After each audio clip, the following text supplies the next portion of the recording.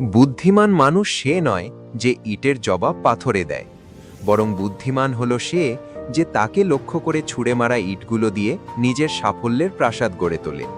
লোকে আপনাকে টেনে নিচে নামানোর চেষ্টা করবে, কিন্তু তাদের অবজ্ঞাকেই আপনার জেদ বানিয়ে নিন, কারণ শান্ত থেকে নিজের কাজ করে যাওয়াই হলো শ্রেষ্ঠ প্রতিশোধ। কেউ আপনাকে খারাপ কথা বললে বা ছোট করলে সাথে সাথে উত্তর দেবেন না।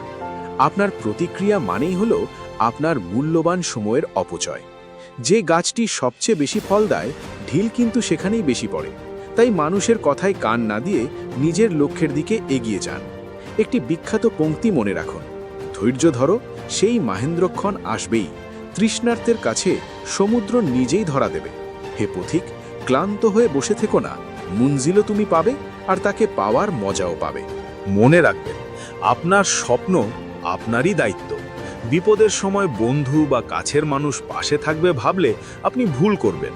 কুয়াশাচ্ছন্ন রাস্তায় যেমন এক পা না বাড়ালে পরের রাস্তা দেখা যায় না, জীবনের সফলতার পথও তেমনি। আপনাকে প্রথম পদক্ষেপ নিতেই হবে। যদি আপনি 100% দিয়েও ব্যর্থ হন, তবে জানবেন কোথাও হয়তো খামতি ছিল। শূন্য থেকে শুরু করতে ভয় পাবেন না। ব্যর্থতা থেকে প্রাপ্ত অভিজ্ঞতা সাফল্যের জন্য সবচেয়ে বড় হাতিয়ার। সূর্য এবং চাঁদ উভয়ই উজ্জ্বল, কিন্তু তারা তাদের নির্দিষ্ট সময়েই জ্বলে ওঠে। আপনি অন্যের সাথে নিজেকে তুলনা করে নিজের মনোবল ভাঙবেন না।